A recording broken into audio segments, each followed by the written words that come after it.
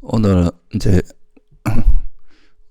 우리가 지난주에 결제가 시작됐는데요. 오늘부터 이제 동안거 결제가 시작됐습니다. 그래서 이제 우리가 호흡 수행에 대해서 지금까지 뭐 계속 공부를 뭐 여러 가지로 많이 이야기도 많이 해왔지만 또 아무래도 이제 우리가 또 지내다 보면 약간씩 이렇게 좀 망각되는 것도 있고 다시 또 업그레이드 되는 것도 있고 해서 오늘은 그 호흡 수행에 대해서 다시 한번 이제 이야기를 좀 해볼까 합니다. 정리하는 차원에서 여러분이 뭐 다 아시는 거 많이 들어본 이야기이기도 하지만 조금 우리가 수행할 때 주의해야 될 거라든가 좀 관점의 변화 이런 데 좀 초점을 맞춰서 한번 말씀을 드리려고 합니다. 지난 법회 때 우리가 이제 불교 수행이라고 하는 거는 그 마음에 있는 그런 엉킴을 푸는 거다. 그러니까 마음의 엉킴이나 그 우리 마음에는 이제 엉킴이 있거나 매듭이 있거나 뭐 상처 이런 것들이 이제 잠재되어 있는데 그런 것들을 이제 우리가 불교적으로는 뭐 번뇌라고 표현하기도 하고 뭐 잠재 성향이라고 표현하기도 하고 다양한 용어로 표현하고 있죠. 근데 그거는 이제 그렇게 우리에게 일어나는 어떤 마음 상태를 좀 이렇게 정확히 정리를 해서 거기서 있는 본질적인 모습을 추출해서 그렇게 표현한 것이기 때문에 그거를 이제 실제 자기 문제, 자기 삶 속에서 그거를 발견하고 그거를 풀어내는 그 과정이 이제 우리가 수행이라고 할 수 있다 그랬죠. 그죠? 그래서 이런 걸 위해서 그러면 구체적으로 이제 이런 엉킴이나 그런 우리 마음의 매듭 같은 걸 함부로 풀면 이게 더 꼬이게 될 수도 있기 때문에 이거를 좀 합리적이고 제대로 올바른 방법으로 푸는 방법으로 제시를 한 게 부처님께서 팔정도입니다. 그래서 이 팔정도라는 걸 제시를 하셨고 그래서 이 팔정도라는 것이 이런 이제 마음의 엉킴이나 매듭을 푸는 방법이고 이 팔정도 수행에서 팔정도를 닦는 그런 방법에서 다양한 방법들이 있을 수 있겠죠. 그죠? 그 중에서도 가장 오랜 동안 많이 애용되고 있고 또 부처님께서도 이제 그 방법에 따라서 수행하신 게 소위 말해서 들숨 날숨에 대한 기억경, 그러니까 이 호흡 수행이라고 하는 이 수행법입니다. 그래서 이것에 대해서 이제 오늘 뭐 한번 다시 간단히 좀 짚어보고 중요한 점들을 다시 한번 파악해보는 시간을 갖도록 하겠습니다. 원래 이제 부처님께서 처음에 이제 출가하셔서 수행을 하실 때 뭐 왕자로 계실 때는 뭐 온갖 감각적, 그러니까 세속에서 우리가 행복이라고 생각하는 모든 감각적 욕망을 다 누려보셨죠. 근데 그 속에는 진정한 행복이 없고 오히려 이거는 이제 갈증만 계속 불러일으키고 실제로 이제 우리에게 행복을 제공해주지 못한다는 걸 발견하시고 이제 출가를 하신 거죠. 그래서 이제 감각적 욕망을 탐닉하는 거는 좀 저열한 행복이고 세속적인 행복이고 이런 걸 가지고는 행복을 얻을 수 없다. 그래서 이제 출가를 하셨는데 그때 당시에 또 출가 분위기는 고행 분위기였죠. 그죠?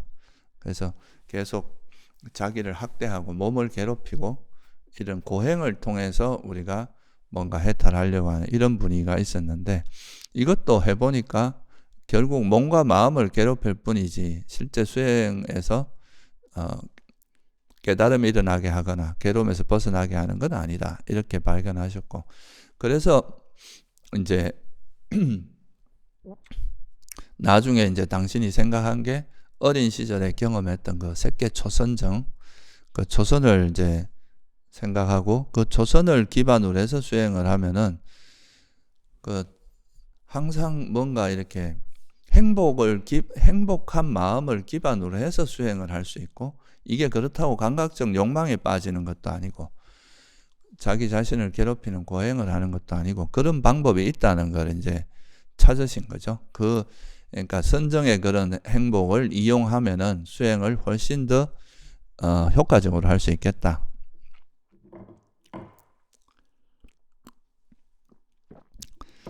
그래서 이제 그때 생각하신 게 이 소위 말해서 벗어남의 행복이라는 겁니다. 출리의 행복이라 하기도 하고.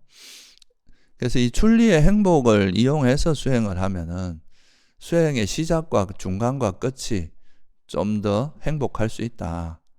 그러니까 실제 우리가 이제 제가 이렇게 사람들을 경험해 보다 보면 이 수행을 하면서 수행하는 것이 되게 즐겁고 행복한 일이 돼야 되는데 오히려 이제 수행하는 것이 되게 이래 좀 부담스럽고 힘들고 좀 괴로운 일이 되는 경우도 가끔 있거든요.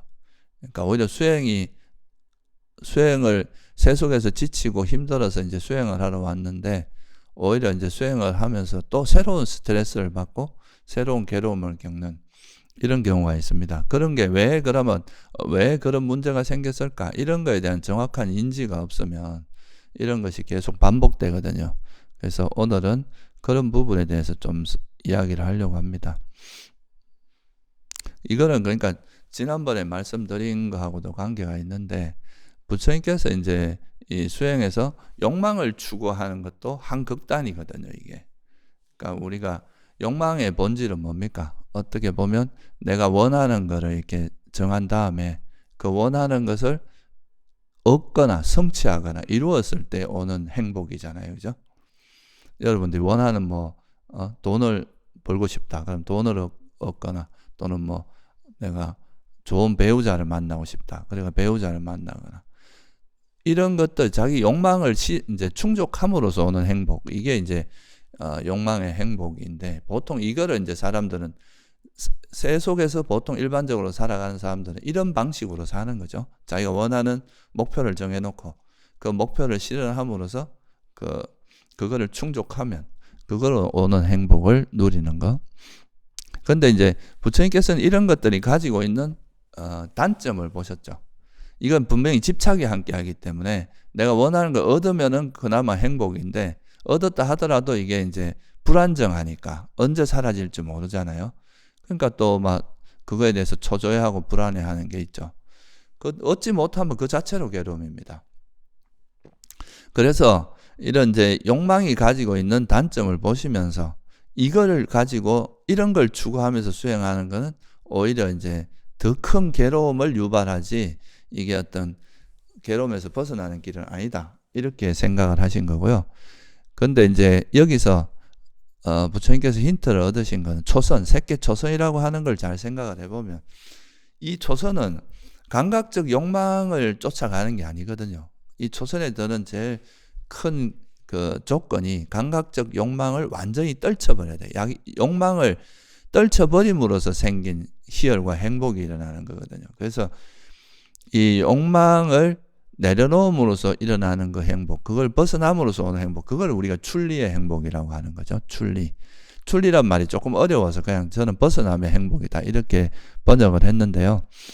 그래서 출리의 행복이라고 뭔가에서 오히려 욕망을 쫓아가면서 그 헐떡거리고 계속 달리게 만들고 하는 그거에서 벗어나서 오히려 이걸 내려놓음으로써 막 달리다가 잠시 이제 멈추면 그 쉴 때 그때 오는 그 행복, 그게 이제 어찌 보면 그거는 고귀한 행복이고 좀 우리에게 진짜 행복을 가져다 주는 거다 하는 그 부분에 초점을 맞춰서 이제 수행을 하게 되는 건데요.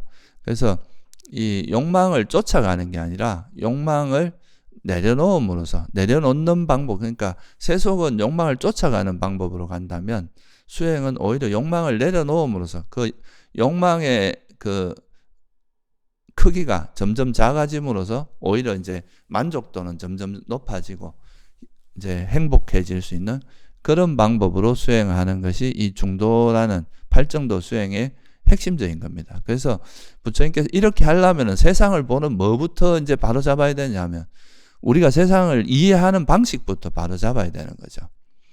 그러니까 우리가 행복이라고 생각하는 게 진짜 행복인가? 우리가 감각적 욕망을 행복이라 하고 쫓아가는데 이게 진짜 행복인가? 아니다. 이거는 사실 행복 같아 보이지만 괴로움이 더 많다. 이런 식으로 이제 우리가 어떤 접하는 우리가 세상을 바라보는 그런 관점부터 좀 정리를 해야 이 관점을 바로 잡아야 이게 이제 수행을 해도 바른 수행이 되지.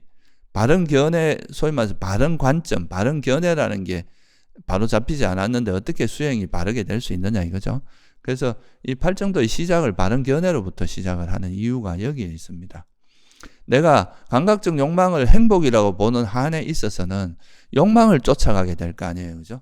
그럼 수행할 때도 내 욕망을 쫓아서 수행을 할 건데, 이렇게 하면은 수행은 열심히 한다 해도 뭔가 또 수행해서 빨리 내가 선정을 얻고 빨리 깨달음을 얻고 이런 욕망이 앞서서 수행을 하게 되기 때문에 그게 얻어지지 않으면 그로부터 또 계속 스트레스를 받고 괴로워하면서 수행을 하게 되고, 설사 얻었다 해도 그게 또 진짜 이게 바른 깨달음인지 바른 선정인지 이런 걸 따지기 전에 자기 욕망을 충족하고자 하는 욕심이 앞서기 때문에 그거를 그냥 바로 자기가 이제 인정해버리고 그걸 받아들이고 그렇게 될 소지도 되게 많습니다. 그래서 이게 이제 견해를 바로 잡는 것이 세상을 보는 관점을 바로 세우고 나서 그 관점으로 이제 우리가 어떤 의도적으로 생각하는 거라든가 말이라 또 정진하는 거라든가 또 뭐를 기억하고 뭐는 잊어버려야 될 건지 이런 거를 이제 정확히 이해를 하고 수행을 해야 그게 바른 삼매를 닦을 수 있고, 또 이런 바른 삼매를 통해서 우리가 깨달음에 이를 수 있게 하는 이 방법이 바로 팔정도에서 부처님께서 팔정도로 정리한 그 메커니즘이다 이거죠. 그래서 제일 중요한 거는 어떤 이제 관점의 변화인데, 이런 관점이 변화되지 않고 이제 호흡 수행을 우리가 하게 되면 호흡 수행을 하면서도 세속적인 관점으로 계속 접근을 하기 때문에 이걸로 인해서 계속 괴로움이 유발되고 뭔가 문제가 풀리지 않고 계속 같은 문제가 반복되고 이렇게 될 수 있다는 거예요. 그래서 오늘은 그런 점에서 조금 더 초점을 맞춰서 이제 설명을 드리려고 하고요. 일반적으로 그러고 이제 호흡 수행은 주로 우리가 아나파나사티 수타를 보면은 주로 이제 좌선 자세에서 하는 수행으로 주로 나옵니다. 근데 수행이 앉아서만 되는 게 아니라 또 일상 속에서 우리가 일상의 삶 속에서도 또 항상 이루어져야 되기 때문에 실제 이제 우리가 이 호흡 수행, 그러니까 들숨 날숨에 대한 기억경이라고 하는 요 경에서 보면은 이거는 어찌 보면 수행을 가르쳐 주는 경전 중에 가장 어려운 경전, 가장 종합적인 게 이게 아나파나사티 수타입니다. 그래서 이 수행을 하기 위해서는 조금 보충을 돼야 될 게 우리가 대념처경에 나오는 그런 기억학립의 긴경, 여기서 나오는 내용이라든가 이런 걸 좀 숙지를 해야 되고, 그게 이제 사실은 베이스로 된다는 거. 쉽게 말해서 호흡은 자선에서 주로 하는 거지만 일상 속에서도 이 자기 마음을 자기 상태를 알아차려서 거기서 우리 마음을 정화해 나가는 이런 과정도 꼭 필요하다는 거, 이건 참고로 그냥 알아두시고요. 그래서 이제 이 부처님께서는 이제 팔정도를 통해서 이제 불교 수행을 말씀하셨는데, 그게 어떤 수행이라도 팔정도의 어떤 관점에서 접근을 하면 그게 바른 수행이 되는데, 그것이 빠져 있으면 바른 수행이 아니라 또 올바른 깨달음에 이르지도 못한다 하는 게 대반 열반경에 나오는 이야기입니다. 그래서 처음에 이제 우리가 호흡 수행을 할 때 제일 먼저 우리가 이제 알아야 될 게 뭐냐 하면, 이 호흡 수행이라는 거는 결국은 이제 호흡이라는 하나의 대상을 통해서 우리 마음을 이렇게 알아차리고 이 마음 속에 있는 그런 호흡을 기준으로 이제 수행을 하다 보면 자기 마음 속에서 일어나는 그런 여러 가지 장애라든가 번뇌가 일어나게 됩니다. 여러 생각들이 일어나는데, 그런 생각을 통해서 내 마음이 어디서 이렇게 왜곡되어 있고 어디서부터 견해가 잘못되어 있고 이런 것들을 이제 서서히 발견해 나가면서 뭔가 그 마음이 이제 마음속에 있는 욕망이나 성냄 같은 거, 특히 이제 성냄은 욕망의 반작용이니까 욕망을 내려놓는 이제 훈련을 하다 보면, 그러다 보면 아까 말했듯이 이제 욕망이 점점 작아지면 가라앉으면서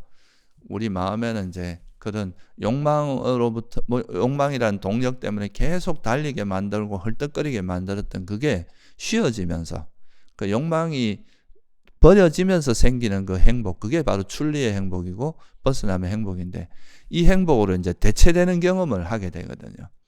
이 욕망의 행복은 좀 항상 들떠 있는, 우리 마음을 좀 흥분시키고 들떠 있는 겁니다. 여러분들이 뭐 사람들하고 막 즐겁게 웃고 떠들고 하면서 즐기는 행복, 이런 것도 행복은 행복이지만 그런 것은 우리 마음을 안정시켜 주기보다는 좀 들뜨게 만드는 행복이죠. 근데 이 벗어남의 행복은, 출리의 행복은 우리 마음을 안정시키면서 그 안정된 바탕에서 이제 어떤 수행을 해 나가게 하기 때문에, 그 행복을 기반으로 수행을 하는 거기 때문에 수행 자체가 굉장히 즐거워질 수 있다. 그러니까 욕망을 쫓아가면은 이게 계속 뭔가 헐떡거리는 이제 수행을 해야 되지만, 이 욕망이 수행을 통해서 욕망을 점차 내려놓게 되면은 그 자체로 우리 마음이 편안해지고 안정되면서 굉장히 행복한, 좀 편안한, 평화로운 그런 수행을 할 수 있다 이거예요. 그래서 이 호흡 수행은 자기 욕망을 쫓아가는 수행이 아니다. 이건 일단 기본적으로 호흡 수행을 통해서 우리가 얻고자 하는 건 마음의 그런 탐욕이나 성냄을 내려놓는 수행이죠. 그 중에서도 특히 욕망을 내려놓는, 이제 이 욕망을 내려놓는 수행인데, 이 욕망을 오히려 쫓아가는 방향으로 수행을 하게 되면 이게 수행이 오히려 이제 괴로움이 많아지고 수행도 잘 안 되지만, 이 욕망을 내려놓는 방향, 호흡을 통해서 계속 욕망을 보고 욕망을 내려놓는 방향으로 수행을 하면은 그거는 이제 오히려 우리가 되게 편안하고, 소위 말해서 밖에서 욕망을 쫓아서 막 다니다가 힘들었던 거를 이 수행을 통해서 좀 쉬게 되는 그런 방향으로 간다는 거, 그거를 좀 이해하시고 수행을 접근하면 좋겠어요. 그래서 이 호흡 수행, 이거는 이제 아나파나사티 수타라고 이제 경전이 있는데, 거기 보면 제일 먼저 나오는 게 뭐냐 하면, 여기 비구는 숲속에 가거나 나무 아래 가거나 빈집에 가서 가부좌를 틀고 상체를 고추 세우고 전면에 기억을 확립하면 앉는다, 이런 말이 나옵니다. 그러니까 이거는 뭐냐 하면, 호흡 수행을 할 때 그 장소가 뭐라고 나옵니까?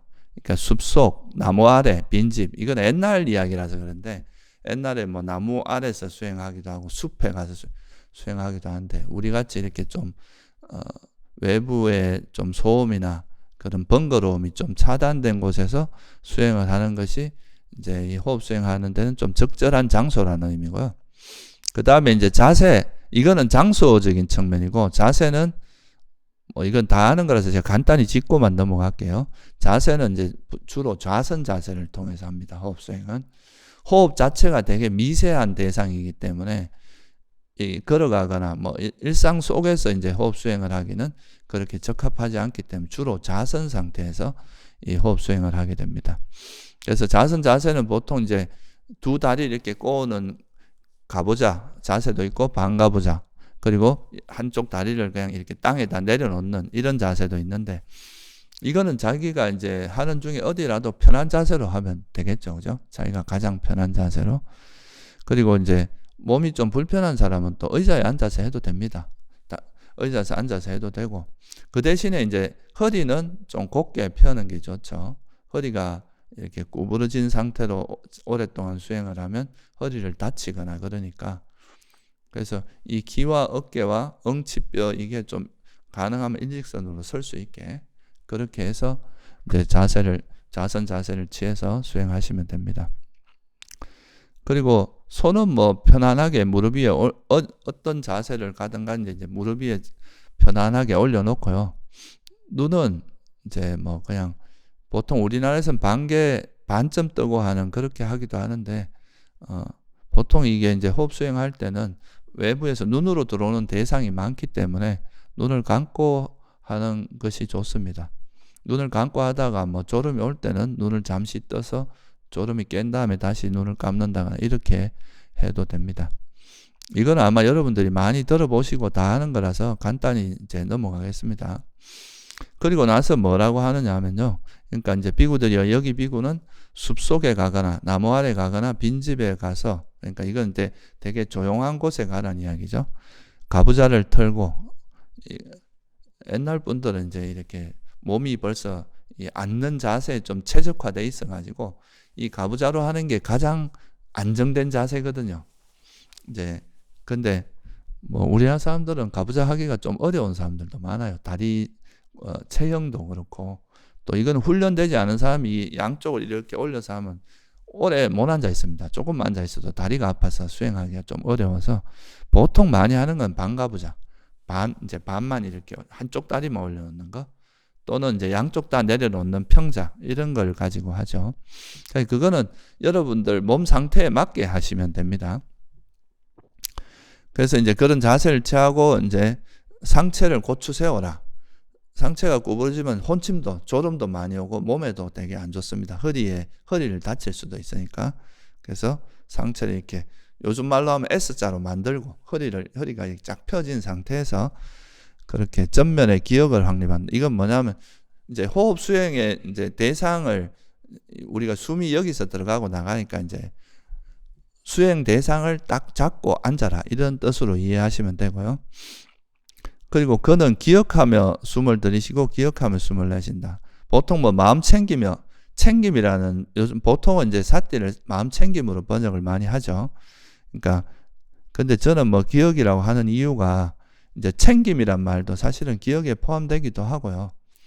그 의미가 뭐냐 하면 아까도 말씀드렸지만 보통 사람들 이제 이 수행을 하다 보면은 이 수행의 목적의식을 잃어버리고 수행하는 경우가 되게 많습니다. 내가 왜 수행을 하는지도 몰라요. 그걸 망각하고 수행의 목적이 뭔지 방향이 뭔지 이걸 망각한 다음에 그냥 그 테크닉적으로 그냥 막 호흡에 어떻게든 빨리 집중을 해서 뭔가 남들이 뭐 빛도 생겼다 그러고 뭐 산매도 경험했다고 하니까 그거를 빨리 얻고자 하는 이런 마음으로 이제 수행을 하게 되는데 그것 자체가 벌써 그러니까 욕망을 앞장 세워서 수행을 하는 거겠죠. 그죠? 그렇게 하면은 이제 마음도 조급해지고 그리고 뜻대로 되지 않으면 또 막 계속 짜증이 나기 때문에 수행하는 것이 되게 힘들게 됩니다. 그래서 그런 거를 이제 명확히 알기 위해서는 우리가 수행을 할 때 바르게 기억하면서 이제 그러니까 이런 부처님의 지혜에 대한 올바른 기억이 여기 바탕이 되어 있어야 된다는 거죠. 우리가 뭔가 자꾸 이거를 망각하지 않고 그래서 이걸 경전에 보면 어떤 이야기가 나오냐면 비구들이요. 그러니까 호흡 수행을 닦고 거듭거듭 해하면 뭐 어떤 이익이 있느냐 이렇게 물어보죠.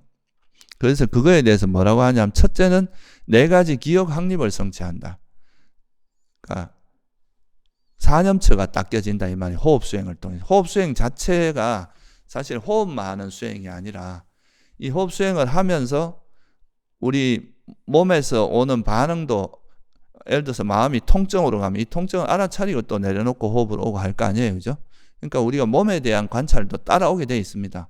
그리고 또 우리가 수행을 하다 보면 생각이 움직이고 또 그 생각은 또 욕망을 바탕으로 하기도 하고 성냄을 바탕으로 하기도 하고 또 희열과 행복이 일어나기도 하고 느낌도 일어나잖아요. 그죠? 그런 느낌에 대한 알아차림도 있게 마련이고 그렇게 이제 수행을 해 나가는 그 과정에서 이게 가면서 점점 이렇게 마음이 단순하게 되고 정리되긴 하지만 그 과정에서 우리가 신수, 몸, 느낌, 마음과 법이라고 이제 법에는 5장의 7각지 이런 것들이 그러니까 호흡 수행하는 과정에서 자연스럽게 그거에 대해서 자기한테 어떤 형태의 느낌이 일어나고 어떤 또 장애가 있고 또 이게 장애가 변하면서 어떻게 7각지가 개발되고 어떻게 내 마음이 어떻게 움직이고 이런 거에 대해서 보게 돼 있거든요. 그렇게 되면서 4가지 기억 확립이 이제 그러니까 사념처 수행, 그러니까 몸 신수신법이라고 하는 몸 느낌 마음법에 대한 통찰도 같이 개발이 돼요. 이 지혜가 성장하면서 이게 또 뭐로 이어지냐면 7각지로 이어지게 된다는 거죠. 그리고 그러니까 5장애가 버려지면서 7각지가 이제 개발이 되기 시작하고 그 7각지를 통해서 깨달음의 지혜가 생기고 그걸 통해서 이제 해탈에 이른다. 이게 부처님께서 이 호흡 수행을 하는 이익으로 설명한 거예요. 그러니까 호흡 수행을 하면 그냥 단순히 집중해서 집중력만 높아지는 게 아니라 이 호흡 수행을 통해서 우리 몸과 마음에 대한 사념처가 된다는 것은 결국 우리 몸과 마음에 대한 통찰력이 깊어진다는 거고, 그걸 통해서 그게 가능해지면 또 칠각지가 개발되고, 그걸 통해서 깨달음의 지혜까지 이어지게 만드는 이런 과정이라는 거예요. 그러니까 우리가 이 호흡 수행이라는 게 단순히 집중력만 개발하는 수행이 아니라 이걸 통해서 이런 칠각지, 그러니까 우리 몸과 마음에 대한 바른 이해가 이루어지고, 그런 올바른 정보들이 쌓이고, 그걸 통해서 이제 깨달음의 구성 요소, 그러니까 칠각지도 생기고, 그로 인해서 깨달음에 이어지게 하는 거다 하는 이런 거에 대한 이해가 있으면서, 그러니까 우리가 목적이 뭐냐? 결국은 이거는 좀 약간 이론적으로 이야기한 건데, 실제로 보면은 우리 마음의 그런 이제 이 호흡 수행을 통해서 우리 몸과 마음에 대한 이해가 깊어지면서 거기에 잘못 왜곡되어 있고 꼬여 있고 엉켜 있는 그런 장애가, 그러니까 5장애죠. 그런 번뇌들이 이렇게 정확히 알아지고, 이것이 버려지면서 이제 칠각지가 개발돼서 그게 깨달음으로 이어지게 만든 이런 프로세스, 이런 과정을 거치게 된다는 거죠.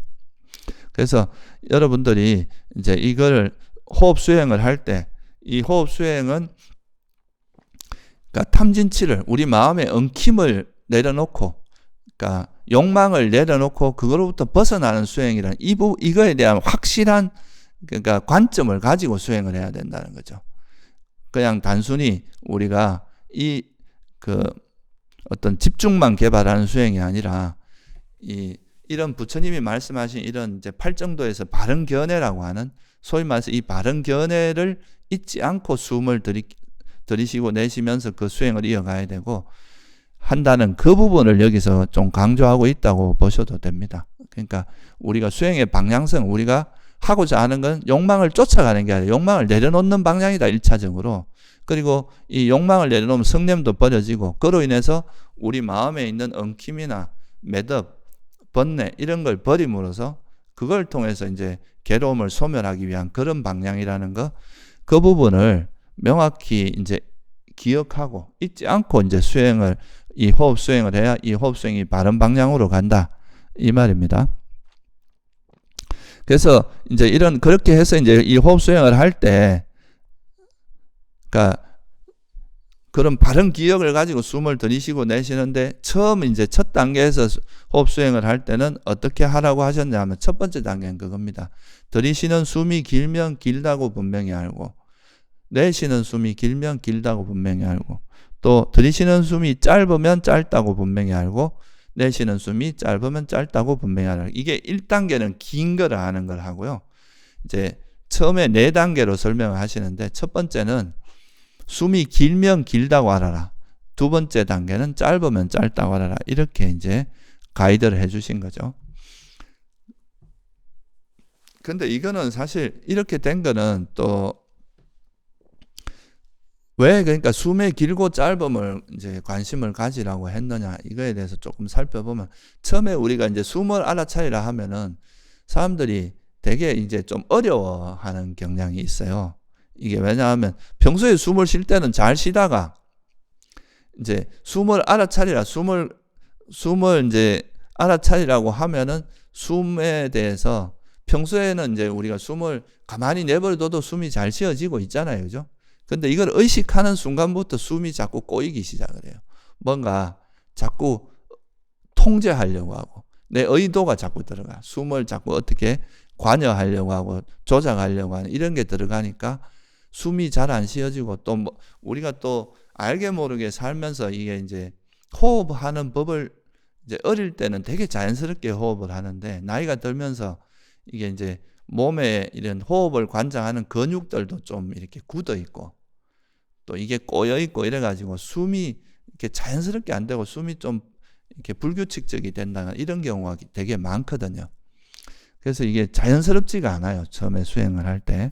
그래서 숨만 알아차려 이렇게 하면은 그래서 그거를 보완하기 위해서 어떤 접촉 지점을 참아서 숨을 관찰해라, 또 어느 지점을 잡아서 숨을 해라, 이렇게 막 다양한 방법들을 제시를 하는데, 그런 것들이 어찌 보면 더 긴장을 유발하고 더 이제 의도적으로 자꾸 숨에 개입하려고 하고 이렇게 될 소지가 되게 많은 거죠. 그래서 뭐 어찌 보면은 우리는 세상을 이제 내가 원하는 대로 이렇게 자꾸 이렇게 만들고 싶은 그런 욕구들이 있거든요. 이런 게 이제 어떻게 보면 통제 욕구 이런 건데, 그러니까 숨도 그냥 내버려 두고 그냥 단순히 알아차리기만 하면 되는데 이걸 자꾸 내가 이제 개입하려고 하는 이런 마음도 있고 또 숨 자체가 자연스럽지 않은 것도 있기 때문에 부처님께서는 그냥 숨이 들어가고 나가는 이게 길게 들어가는지 짧게 나가는지 이걸 알다 보면 다른 거에 관심이 끊어지고 숨 자체에 대해서 관심을 가지게 되잖아요. 그죠? 숨이 긴지 짧은지 알려면 숨에 대해서 관심을 가지게 돼 있잖아요. 그래서 이제 숨이 들어가는 게 이 길이는 딱 고정적으로 길다 짧다 이거보다 자기가 정해서 이 정도면 좀 길다 짧다 이렇게만 파악하면 되거든요. 그러니까 숨이 이렇게 길게 들어가면 길게 들어가는 대로 알아차리고 나올 때도 길게 나오면 길게 나오는 그 숨을 알아차리고 이런 식으로 해서 숨에 좀 적응할 수 있는 시간을 좀 준 거다 이렇게 볼 수가 있을 것 같아요. 숨이라는 것을 그냥 숨이 들어가고 나가는 그게 긴지 짧은지 이런 긴 거를 또 짧은 거 이런 걸 알아차린 것 자체는 관심 자체가 우리가 예를 들어서 여기 숨의 접촉 지점을 정하고 이제 여기를 통하는 숨을 알아차리려면 관심 자체가 또 이 접촉 지점에 가기도 하고 여기서 일어나는 감각에 가기도 하고 되게 혼선이 일어날 수가 있거든요. 근데 그냥 숨이 들어가고 나가는 그 길이가 긴지 짧은지 이런 거에 대해서 마음을 두면 오히려 숨에 좀 더 마음을 주의가 숨에 좀 집중되는 숨에 좀 더 마음이 가는 이런 효과가 있는 것 같아요. 그래서 부처님께서 이렇게 말씀하신 게 아닌가. 이렇게 해서 좀 익숙해지고 나면 그때는 뭐 길고 짧은 거에 관계없이 그냥 숨이 들어가고 나가는 그 숨 자체에 우리가 주의를 기울이고 그냥 알아차려도 되는데, 그렇지 초보자들 같은 경우는 이게 들어가고 나가는 그거 자체를 이제 그냥 숨이 길다 짧다 이거는 크게 어렵지 않게 자기 숨의 상태를 관찰할 수 있는 되게 좋은 방법이라고도 생각이 들더라고요.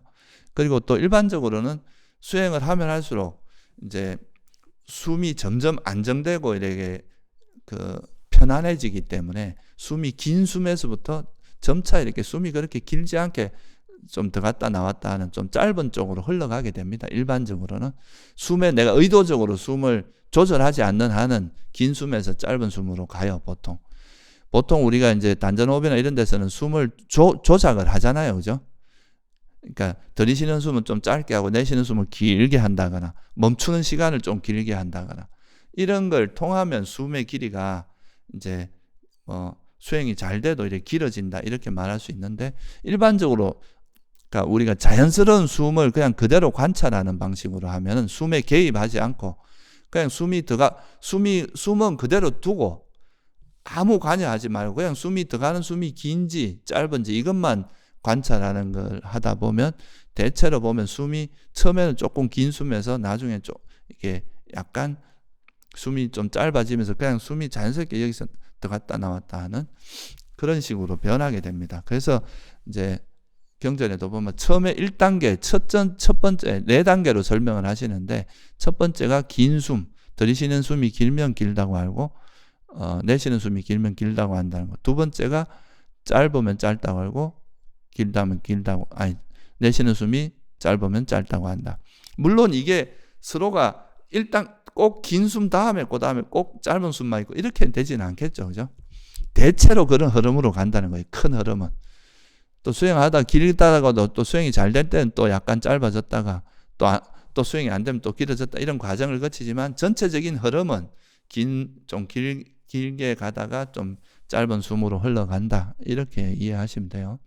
그래서 이게 이제 숨이 좀 긴지 짧은지 여기에다 마음을 둠으로써 다른 몸의 감각이나 다른 데 관심이 가지 않고 단지 그냥 숨이 들어가고 나가는 그것이 긴지 짧은지 여기에만 마음이 이래 가기 때문에 숨하고 좀 친숙해질 수 있는 그런 과정이 될 수가 있고요. 또 그리고 이제 이게 나중에 이제 숨이 이렇게 좀 짧아지면 여기서 숨이 그냥 아주 그 리듬감 있게 이게 숨이 들어갔다 나왔다 들어갔다 나왔다 이렇게 하는데 이게 짧은 단계로 이렇게 가기 때문에 그러면 이제 이거를 숨이 이렇게 들어가고 나가는 전 과정을 알아차리기도 훨씬 쉬워지거든요. 이게 나중에 보면. 그래서 자연스럽게 이제 그런 방향으로 흘러가게 하는 게 그래서 아마 부처님께서 이렇게 하지 않았나 그렇게 생각을 합니다. 그러니까 우리가 다양한 방법을 써보지만 결국은 이제 부처님께서 제시하신 그 방법이 제일 어떻게 보면 부작용이 없고 제일 수행을 잘 이렇게 진보하게 하는 그런 방법인 것 같아요. 그래서 이제 첫 번째 하는 방법은 들이쉬는 숨이 길면 길다고 분명히 그러니까 숨이 들어갈 때 길게 들어가면 길게 들어가는 대로 또 길게 내쉴 때는 길게 내쉬는 숨을 그냥 알아차리고 또 짧게 들어가실 땐 짧게 들이쉬고 짧게 내쉰다고 알아차리고 그러다가 이제 이게 좀 익숙해지면 그때는 뭐 길다 짧다 이런 거 관심 별로 그때 되면 어느 정도 숨이 이제 안정화되거든요. 그러면 숨의 길이도 어느 정도 이제 정착이 되니까 그때는 그냥 숨이 들어가고 나가는 그 자체만 알아차려도 된다. 그러면 자연스럽게 이제 흘러갈 수가 있을 거라고 생각합니다. 그렇게 이제 하려고 하는데 이거는 이제 우리가 일단 기본적으로 우리 마음이 좀 안정되고 좀 이렇게 욕망을 내려놓기 위해서는 계속 뭔가 대상을 향해서 달리던 그 마음은 어떤 하나의 대상을 잡고 거기다 마음을 멈추는 훈련을 해야 되는 거죠. 그게 이제 호흡이라는 대상을 가지고 우리 마음을 여기다 놓고 이제 멈추는 훈련을 하는데 그렇다고 해서 뭐 마음이 갑자기 쉬어지는 건 아니잖아요. 그죠? 그럼 생각이 막 요동치게 돼 있습니다. 내가 가만히 있으려고 해도. 그러면 이 생각이 주로 이제 과거에 있었던 생각들, 미래에 뭐 우리가 할 계획이라든가 과거에 내가 잘못했던 거 뭐 있었던 일들 그런 과거나 미래에 있었던 일들이 주로 막 떠오릅니다. 생각으로. 그러면 이제 이때 중요한 게 이제 이런 생각이 일어났을 때 그 생각을 알아차리고 막 잡다한 생각들이 움직일 때 그 생각을 이제 알아차리고 다시 호흡, 내가 원래 하던 숨을 알아차리는 거죠. 뭐 초보자 같으면 길고 짧은 걸 알아차려도 되고 조금 더 그게 익숙해진 사람은 숨이 들어가고 나는 그 숨으로 주의를 돌리면 되거든요. 이제 이 생각을 알아차리고. 근데 이 생각을 이제 일어날 때 보통 처음에 일어날 때는 그 생각이 좋은 생각이 일어나겠어요? 나쁜 생각이 일어나겠어요? 보통은 내 마음에 안 드는 생각들이 주로 일어납니다. 그래서 이런 생각들에 대해서 보통 사람들이 이걸 어떻게 반응하냐면 되게 화로서 반응을 해요. 싫어합니다. 그래서 이걸 빨리 없어지길 바라고 이걸 억지로 이렇게 막 피하려고 하거나 이거에 대해서 화내는 마음으로 작동을 하게 돼요. 그러니까 이 마음 속에는 또 뭐 어떤 욕망이 숨어 있느냐 하면 이런 생각이 좀 없었으면 좋겠다 하는 이런 욕심이 또 욕망이 있는 거죠. 근데 여러분들이 보통 이제 수행을 처음 시작하거나 좀 했던 사람도 평소에 내가 일으킨 그 생각의 흐름에 따라서 분명히 이런 생각들이 잡다하게 일어나는 것이 어찌 보면 당연할 수도 있잖아요. 그죠? 내가 평소에 생각을 깨끗이 정리를 한 사람들은 앉아도 생각이 별로 안 일어나겠지만 평소에 어지럽게 생각을 한 사람들은 앉아서 그런 생각이 일어나는 것은 어찌 보면 굉장히 당연한 거다. 그러면 이거를 잘 대처를 해야 되는 거지. 여기에 대해서 화를 내거나 짜증을 내거나 이렇게 하면 오히려 수행하는 게 굉장히 힘든 일이 될 수가 있겠죠. 그죠? 그러니까 뭔가 지금 현재 호흡 수행을 하면서 나한테 벌어지는 이 상황이 내가 원하는 대로 욕망을 가지고 내가 이렇게 됐으면 좋겠다 하는 이 마음을 가지고 접근을 하면은 이 상황 자체가 되게 힘든 상황이 되어버립니다. 이게 이제 아까 말씀드린 바른 견해가 중요하다고 이야기하는 측면 중에 하나예요. 그러니까 여기에서 우리가 호흡을 할 때 나타나는 이 모습은 내가 평소에 내 모습이 반영돼가 나타나는 걸로 이해를 해야 됩니다. 그죠? 평소에 내가 생각을 어떻게 하고 마음을 어떻게 썼느냐가 여기 나타나는 거지. 이걸 이런 게 왜 나타나? 자기가 그래놓고 뭐 자기한테 화내는 거나 똑같거든. 자기가 원래 그렇게 했으니까, 마음을 그렇게 썼으니까 그렇게 나타날 거 아니에요. 그죠? 그거를 이제 이해하고 그냥 그런 상황을 잘 이해하면서 그냥 이거를 자연스럽게 내려놓는 방법을 알아야 됩니다. 그게 뭐냐 하면 일단은 이런 생각들은 다 조건에 의해서 일어난 거고 생각이라고 하는 거는 어떤 일어나서 이게 영원히 머무를 수가 없잖아요. 어차피 이건 사라지게 돼 있습니다. 근데 이거를 자꾸 우리가 관여하고 이거에 대해서 뭔가 화를 내고 반응을 하고 이러면 더 생각은 자꾸 더 늘어나지 줄어들지 않거든요. 그래서 그냥 이거는 내가 그 이전에 했던 생각의 흐름이다라고 이해하고 그냥 놔버리는 거죠. 그러니까 사라지기 마련이다. 관여를 안 하고. 그래서 이 생각을 알아차린 다음에 그냥 여기에 대해서 더 이상 뭐 분석하거나 분별하거나 판단하지 말고 싫어하지도 말고 그냥 호흡으로 돌아오는 식으로 이게 뭐라는 그 생각만 알아차리고 자연스럽게 호흡으로 돌아오면 이거에 대해서 내가 관여하지 않으면 생각은 사라지기 마련이다. 그리고 우리한테 일어나는 생각을 내가 통제하는 것이 어렵거든요. 여러분이 생각 일어나지 말라고 한다고 해서 안 일어나는 게 아니잖아요. 그죠? 그러니까 이거는 생각 자체를 그러니까 통제하는 것 자체가 쉽지 않으니까 그냥 그 생각과 다투려고 하지 말고 그냥 이건 사라지기 마련이고 내 마음대로 안 되는 거고 그러니까 내가 지어놓은 대로 일어나는 것이다. 내가 평소에 한 생각대로 일어난 거라는 걸 이해를 하고 그냥 이걸 흘러가게 내버려 두라는 거죠. 이거에 대해서 관여하지 말고 이렇게 반응을 하는 것이 좋습니다. 그래서 알아차리고 그 생각의 내용이 뭔지를 알아차리는 건 중요합니다. 그냥 무조건 차단하게 되면 내가 어떤 생각을 하고 있는지에 대한 자기 자신에 대한 이해가 안 되잖아요. 그죠? 그래서 내가 뭐 과거에 예를 들어서 과거에 뭐 후회되는 생각이 일어났다. 그러면 그런 생각이 일어나는구나 하고 이건 또 내버려 두면 어차피 흘러가게 마련이다 생각하고 이제 다시 숨으로 돌아오면서 이 생각을 자꾸 이렇게 가라앉히는 훈련을 하는 거죠. 그렇게 해서 하다 보면은 이게 이제 점점 이게 처음에는 생각들이 많이 오가지만 이 생각에 대해서 우리가 너무 이렇게 같이 관여하거나 거기에 반응하지 않고 내버려 두면 이게 생각들이 그냥 왔다가 가고 이렇게 흘러가듯이 흘러가 버리게 된다 이거예요. 그렇게 해서 이제 이 생각을 통제하려고 하지 마세요. 이 통제하려고 하는 그 자체가 욕망이 들어갑니다. 안 일어났으면 좋겠다.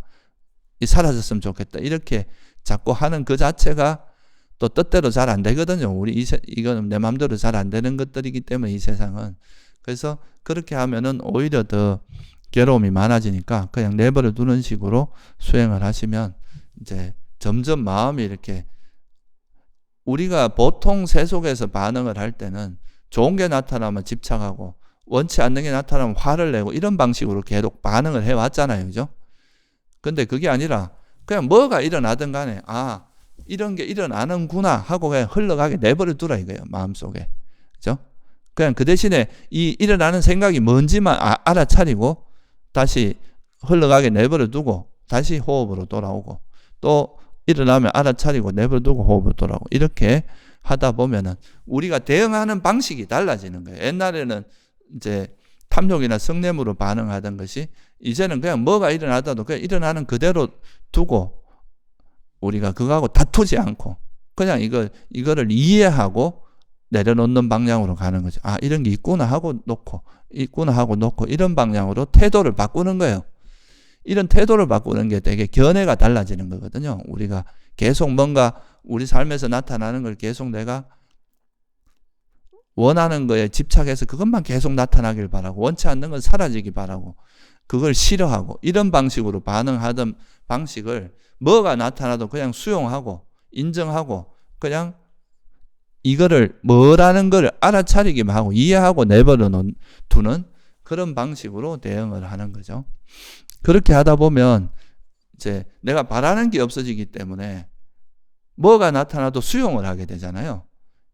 그러다 보면 이제 이게 내려놓는 게 어떤 의미라는 걸 자기 스스로 감을 잡게 됩니다. 이게 되게 중요하거든요.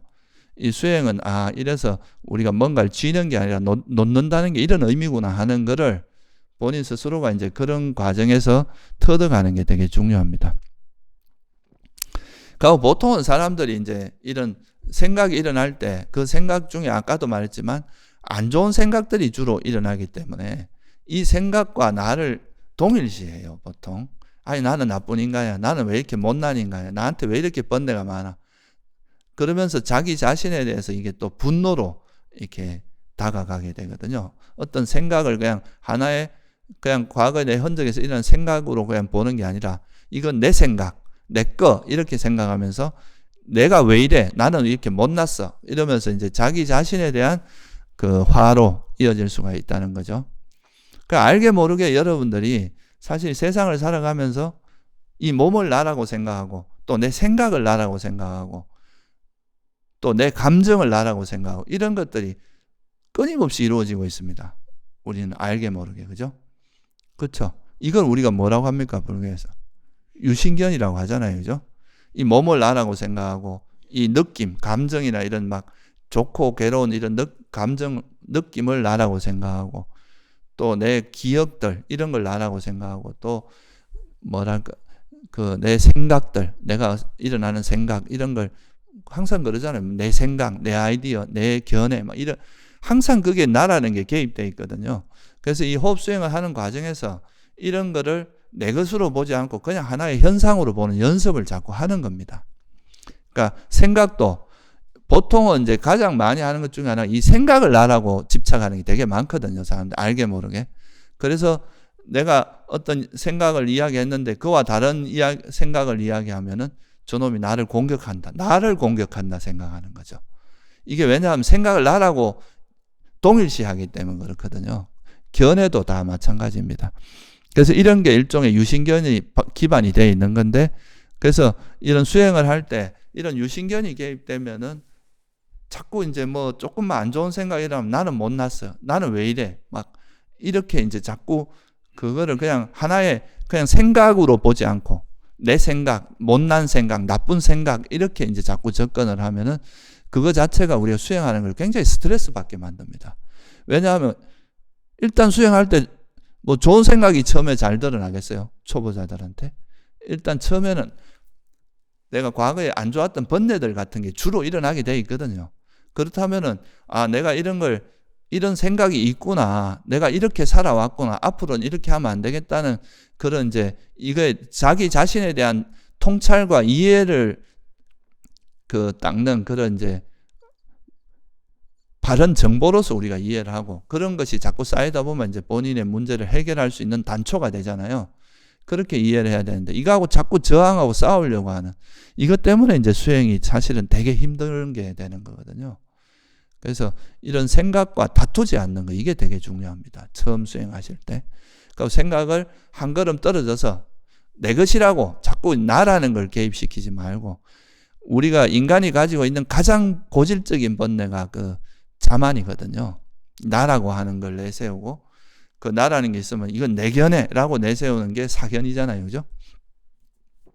그러니까 이런 것들이 계속 우리 삶을 막 어지럽게 만들고 계속 이제 괴로움이 일어나게 만드는데 그거를 이제 자꾸 우리가 호흡 수행할 때도 호흡 외에 다른 생각들 같은 것들을 그냥 나와 일치하지 않고 자꾸 이걸 그냥 흘러가게 내버려 두는 이런 훈련이 우리에게 일어나는 생각들을 나와 동일시하지 않고 그러니까 이제 이렇게 그런 생각들을 놓는 그런 훈련도 됩니다.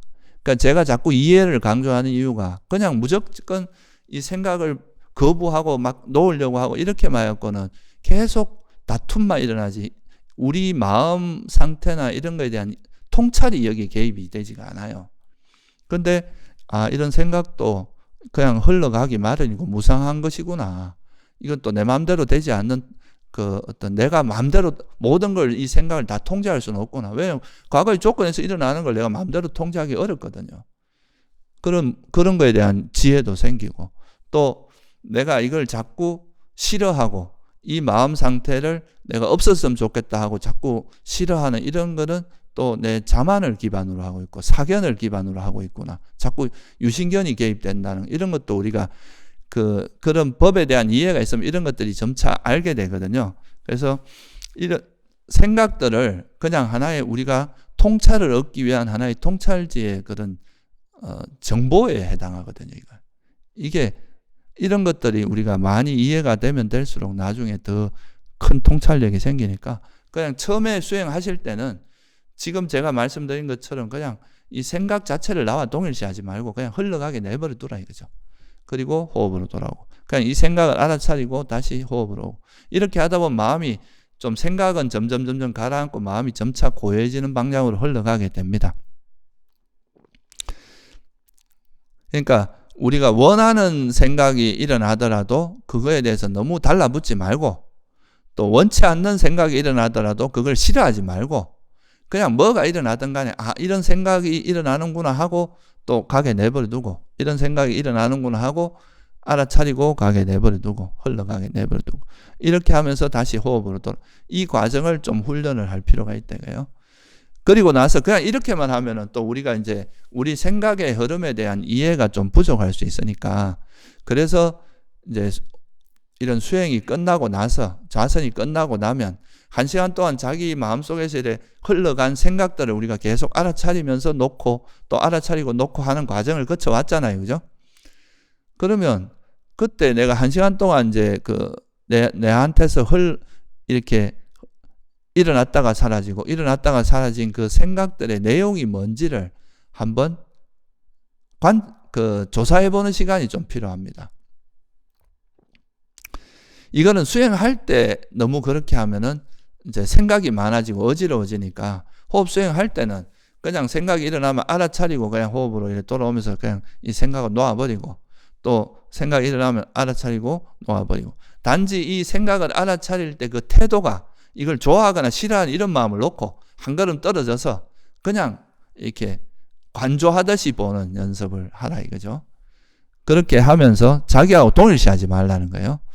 그렇게 해서 이제 충분히 이제 수행이 끝나고 나면은 내가 이번 시간에 주로 일어났던 생각들이 자꾸 뭔가 나한테 원치 않는 생각들을 자꾸 붙들고 그걸 나라고 생각한 이런 생각들이 주로 일어났다. 그러면 이거는 이런 걸 부처님께서 유신견이라고 했구나, 사견이라고 했구나, 이렇게 자기한테 일어난 그 내용을 부처님께서 말씀하신 그런 법의 관점에서 한 번쯤 이렇게 체크를 해두는 거는, 이게 우리 마음이 어떻게, 우리 생각들이 어떻게 움직이는지 그건 여러분들의 모습을 거기서 다 우리가 알 수 있습니다. 내 생각이 어떻게 움직이는지를 보면 내가 평소에 어떤 마음이 있는지를 알 수 있거든요. 그리고 내가 수행할 때는 맨날 자꾸 결과에 마음이 많이 가는구나, 빨리 뭔가 삼매를 얻으려고 하고 어떤 빛을 경험하고 싶어 하고, 이런 마음들이 일어난다, 이런 생각들이 많이 일어났다. 그러면 이건 또 끝나고 나서 이걸 조사를 해보면 이건 뭐를 기반으로 한 생각이라고 할 수 있겠어요? 이건 욕망이구나, 내가 뭔가 또 결과를 말한 욕심을 앞세워서 자꾸 수행을 하는구나, 이렇게 볼 수 있겠죠. 그죠? 그리고 또 자기가 이제 수행하는 거에 대해서 잘 마음에 안 들어, 막 수행도 자기 뜻대로 안 돼, 그럴 때 막 짜증내고 이런 건 뭐에 해당하겠어요? 이것도 내가 화를 많이 내고 있었구나, 이렇게 그 자기한테 일어났던 그 생각의 본질이 부처님의 법으로 보니까 이게 나한테 탐욕이라는 게 이런 형태로 일어나는구나, 성냄이라는 게 이런 생각의 형태로 일어나. 그러니까 실제로 나한테 일어나는 그 탐욕과 성냄, 그런 또는 앉아 있는데 계속 막 호흡은 없어지고 멍하니 졸리고 이런 게 일어난다. 그러면 그건 또 그런 시간들이 많았다. 그러면 그건 뭐에 해당하겠어요? 이런 거, 이게 해태원침이구나. 해태원침이 이런 식으로 내 수행에서 주로 나타나는구나. 그렇게 되겠죠. 그죠? 그리고 또 수행하면서, 내가 이래 한다고 수행이 잘 될까? 이렇게 뭔가 생각이 일어나면 그건 또 나중에 보니까 의심인 거죠. 이런 걸 나한테 이런 의심이 주로 일어나는구나. 이런 식으로 또 자기가 이제 수행하면서 경험했던 그 생각들, 자기에게 일어났던 그 생각들이 나중에 돌아보면은 이런 것들이 다 수행을 방해하는 장애였다는 것을 발견하게 될 수가 있잖아요. 그리고 그게 우리가 그 장애 그러면 다들 외우긴 다 외우잖아요. 감각적 욕망, 성냄, 해태원침, 덜뜸 후에 의심, 이렇게 하지만 이게 실제로 내 정신세계에서, 내 마음 속에서, 내 생각에 어떤 형태로 나타나는지 이걸 모르면 그냥 이건 관념이거든요. 이건 이론이고 관념이잖아요. 그런데 나한테 일어나는 욕망이라는 것의 내용이 내가 주로 이게 수행에 대한, 수행 결과에 대한 집착이 많구나. 또 누구한테 잘 보이고 싶고 인정받고 싶은 생각이 많이 일어나는구나. 이런 거를 보면서 자기한테 일어나는 그 생각의 구체적인 내용이, 욕망의 구체적인 내용을 자기가 발견하게 되는 거 아니에요. 그죠? 이게 바로 자기 자신을 발견해 나가는 과정입니다. 이런 정보들이 쌓이는 게 바로 4가지 기억 확립이에요. 이게 자기 몸 상태에 대해서도 알 수 있을 거 아니에요. 그죠? 내가 수행을 해보면 어디에 자꾸 통증이 일어나면 내 몸에 이런 문제, 여기에 좀 문제가 있구나. 자기 몸 상태에 대한 발견도 될 거고, 그죠? 그러니까 몸과 자기 감정의 변화, 어떤 느낌들이 주로 오간다. 주로 뭐 행복한 느낌이 오간지 괴로운 느낌, 그런 느낌도 알 수 있고, 자기 생각이나 의도 이런 것들의 흐름도 그러니까 알 수 있고, 또 자기 마음의 상태도 알 수 있고, 이게 그러니까 수행할 때 그 생각을 알아차리고 흘러가게 하고 내버려두고 하지만 여기서 끝나는 게 아니라 이제 이렇게 한 번씩 반조를 해봄으로써 내가 경험했던 그 생각들의 내용이 이런 거라는 거를 이해를 하는 이 과정에서 소위 말해서 이제 우리 몸과 마음에 대한 통찰이 자꾸 생기게 되는 거예요. 이런 통찰이 나중에 그러면 이렇게 이런 통찰력이 생기면 그게 또 수행할 때 생각이 또 이게 또 욕망이구나. 나중에 되면 그게 금방 알게 됩니다. 이게 또 욕망, 내가 욕심내는 거네. 또 화내는 거네. 이렇게 알고 금방 내려놓을 수 있는 토대가 된다 이거예요. 이렇게 우리가 관찰하는 그 자체가. 그래서 이제 호흡에 마음을 두고 이렇게 관찰을 하되 이거를 너무 여기에만 집중하고 막 이거 외에는 다른 건 절대 뭐 해서는 안 된다고 막 이렇게 용을 쓰면서 이렇게 하지 마시고 그냥 호흡에 자연스럽게 마음을 두고 이때 그 생각이 움직이면 그냥 그 생각 알아차리고 이 생각이 뭔지 알아차리고 그냥 이건 어차피 사라지게 돼 있고 내 마음대로 안 되는 거고 내 것도 아닌 거니까 내버려 두면 사라지게 돼 있잖아요. 그러면 흘러가게 내버려 두고 다시 호흡 이렇게 하면서 이제 어떤 생각들이 오가는지 알아차리는 그것도 또 되게 중요한 우리가 이해가 생기는 토대가 되거든요.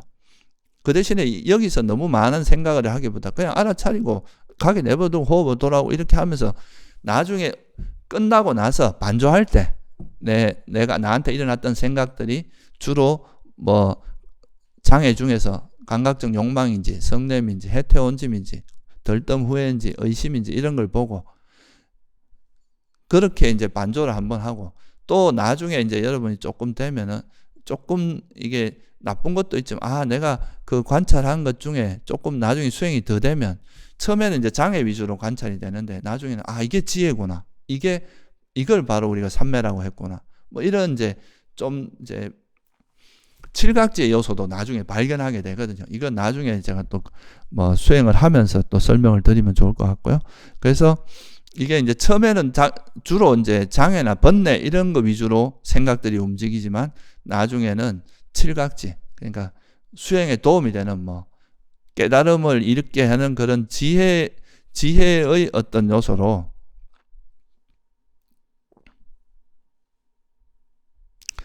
그런 지혜의 요소로 될 수 있도록 그렇게 이제 점점 발전되어 간다는 거죠. 이 호흡 수행이 처음에는 그러니까 오장애를 발견하지만 이 오장애를 극복하는 과정에서 칠각지로 넘어가게 돼요. 나중에는. 그러니까 처음에는 이제 그런 식으로 이해를 하시면 될 것 같아요. 그래서 지금 이제 호흡 수행을 하실 때 처음에 이제 하는 가장 기본적인 방법이 그러니까 우리가 여기서 제가 말씀드린 테크닉도 중요하지만 여러분이 지금 느끼시겠지만 이 우리가 부딪히는 호흡이라고 하는 이 하나의 대상에 마음을 두고자 하는 건 이건 기본 대상이거든요. 우리가 뭔가 마음을 둘 때가 있어야 마음을 쉬어질 수 있으니까. 근데 이런 호흡에 마음을 두고 이제 호흡과 하나 될 호흡에만 마음을 머물려고 하는데도 생각이 계속 움직이는 것은 우리 마음이 아직 길들여지지 않았기 때문이고 이 길들여지지 않은 거에 가장 대표적인 건 뭐냐면 욕망 때문에 그렇습니다. 뭔가 원하는 게 있으면 그거에 대한 반작용으로 반드시 불만족이 생기게 돼 있어요. 그래서 욕망과 성냄이 교차하면서 계속 수행을 방해하는 거거든요. 근데 이런 이제 호흡에다 마음을 두면서 이걸 통해서 우리 생각이 어떻게 움직이는지를 알아차리고 관찰하면서 이 생각을 움직이게 하는 동력들이 바로 이런 번뇌 장애 때문이거나 대표적인 건 욕망 때문이거나 이 욕망이 있기 때문에 화도 일어나고 그로 인해서 막 후회도 일어나고 해태 혼침이나 뭐 이런 의심 이런 쪽으로 흘러가게 된다는 거, 그걸 이해하고, 그러면 이제 이거에 대해 내가 수행하면서 뭔가 여기서 어떤 상태가 나타나기를 바라지 말고 그냥 여기에 나타나는 생각들을 지혜롭게 잘 대처하고 욕망이나 성냄 없이 이걸 잘 대처하면서 내려놓는 연습을 하다 보면 자연스럽게 이게 프레임이 변한다는 거예요. 욕망으로 하는 수행이 아니라 욕망을 지혜로서 욕망을 내려놓는 방향으로 이제 수행이 전환이 되면, 그러면 이제 지혜가 점점 성장하니까 이런 생각도 점점 가라앉게 되고, 생각이 가라앉게 되면 생각을 움직이는 장애가 버려지면서 자연스럽게 이제 이 호흡과 하나 되는 걸 방해하는 그런 생각들이 가라앉으면서 이제 삼매에도 돌 수 있는 거죠. 그냥 단순히 막 우리 마음을 한쪽으로 몰아가서 집중만 되는 이런 것들은 사실 되게 힘이 약합니다. 좀만 지나면은 또 금방 이게 조건이 좀만 바뀌면 또 금방 이렇게 무너지기가 쉽고, 그렇지만 이런 지혜를 기반으로 해서 이렇게 닦여진 거는 되게 안전하고 또 잘 흔들림도 없고, 또 우리 목적이 선정 자체가 집중이 목적이 아니잖아요, 그죠? 우리의 목적은 탐진치를 버리는 거예요, 그죠? 우리 마음의 그런 엉킴이나 그런 뭐 매듭 이런 걸 풀어내서 우리 마음이 정상화되는 거, 그게 이제 목적이니까. 그러니까 관점을 뭔가 빨리 결과를 얻으려고 하고 이렇게 하면 오히려 수행이 안 됩니다. 왜냐하면 욕망이 계속 개입되기 때문에 수행을 방해하게 되거든요. 그게 아니라 이 호흡을 통해서 자기 마음에 있는 그런 욕망들, 특히 욕망을 내려놓는 방향으로 어떻게 내려놓는지 그 노하우를 축적을 해가고 그 지혜를 축적해 가다 보면 나중엔 자연스럽게 이제 우리가 삼매도 얻어지고, 그 삼매만 얻어지는 게 아니라 행복해집니다. 이 놓아지면서 오는 그 편안함과 행복이 있거든요. 맨날 헐떡거리다가 욕망을 놓으니까 이렇게 편하고 좋구나, 쉬어지는구나 하는 그런 방향으로 마음이 이렇게 쉬어지면서 나중에는 정말 이렇게 이제 이 수행을 하면 막 힘들었던 게 호흡 수행하면서 편안히 쉬게 되는, 행복하고 편안하게 쉬게 되는 그런 수행으로 변하게 되거든요. 안 그러면 막 밖에서도 막 뭔가를 구하기 위해서 열심히 달리다가 또 막 호흡 수행하면 이런 수행하면서도 또 막 집중과 빛과 삼매 선정을 위해서 막 달리니까 이 계속 스트레스가 해소가 잘 안 되는 거죠, 그죠? 그러다가 어쩌다가 또 수행이 잘 되면 또 그거에 대한 집착이 달라붙어 갖고 또 그게 안 되면 또 스트레스 받고 이런 게 반복된다 이거예요. 우리가 진짜로 마음이 쉬는 길은 그런 욕망을 내려놓고 성냄을 내려놓는, 이 특히 욕망을 내려놓으면 성냄은 더불어 놓아지거든요. 그런 방향으로 마음을 자꾸 이렇게 돌리고 그거를 터득하는 과정이 이제 이 호흡 수행에 되게 중요한 과정이라는 거, 이런 거를 좀 잘 이해하시면 좋을 것 같아요. 그래서 이 호흡 수행과 똑같이 걷기 수행을 할 때도 대상만 그냥 이제 발걸음과 발의 움직임과 그 감촉 이런 거에서 이제 대상만 바뀐, 호흡 대신에 그걸로 바뀐 거지 수행하는 방식은 다 똑같겠죠, 그죠? 그 수행에 접근하는 방식이라든가.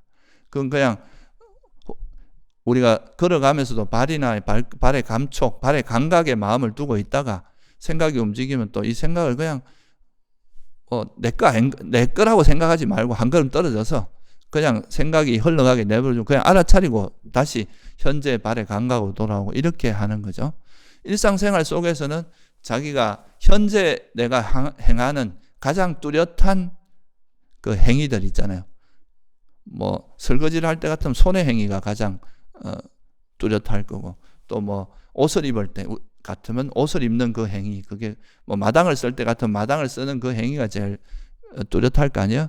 주로 거기에다 마음을 기울이고 있으면서 또 생각이 움직이면 그런 생각들을 놓고 돌아오는 그런 식으로 연습을 하는 거예요. 그리고 이제 일상 속에서는 좀 더 자기 번뇌들이 잘 드러나거든요. 부딪히는 대상들이 많으니까 그럴 때 또 자기한테 이런 생각들이 움직이는데 그 생각들을 움직이게 하는 그 동력이 어떤 욕망인지 성냄인지 이런 거를 좀 더 이제 관찰하는 그런 식으로 수행을 하면 됩니다. 그러니까 제가 이제 장애에 대해서 많이 말씀을 드리는데 그 장애라는 것이 그냥 감각적 욕망, 성냄 이렇게 단어를 외우는 거 이거는 그냥 지식이고 그냥 여러분들이 그냥 그걸 아는 거고 이 장애가 실제 내 생각이나 마음속에 어떻게 나타나는지 이거에 대한 구체적인 정보가 많아야 돼요. 그게 이제 수행을 많이 한 사람이에요. 나한테는 욕망의 형태가 이렇게 주로 나타난다. 또 화는 주로 이런 쪽에 화가 많이 나타난다. 그런 거 있잖아요. 그죠? 그런 정보들을 많이, 그러니까 실제로 경험하고 그거에 대한 정보들이 쌓이는 거, 그게 바로 사념처 수행입니다. 그게 바로 그런 바른 기억들의 확립이 돼. 그런 바른 기억들이 자꾸 쌓여야 그거에 대한 바른 기억이 확립이 되는 거거든요. 무슨 말씀인지 아시겠죠? 그래서 오늘은 약간 이제 그동안에도 뭐 호흡 수행에 대해서 제가 여러 번 말씀드렸지만 오늘은 좀 관점의 변화라는 측면에서 조금 더 초점을 맞춰서 말씀을 드렸는데 뭐 오늘이 이제 지난주부터 시작했지만 이제 지금부터 한동안은 결제 기간이니까 여러분들도 결제한다는 그런 기분으로 호흡 수행을 다시 한번 재정비해서 수행하는 계기가 되면 좋을 것 같습니다. 예, 오늘은 여기서 마치겠습니다.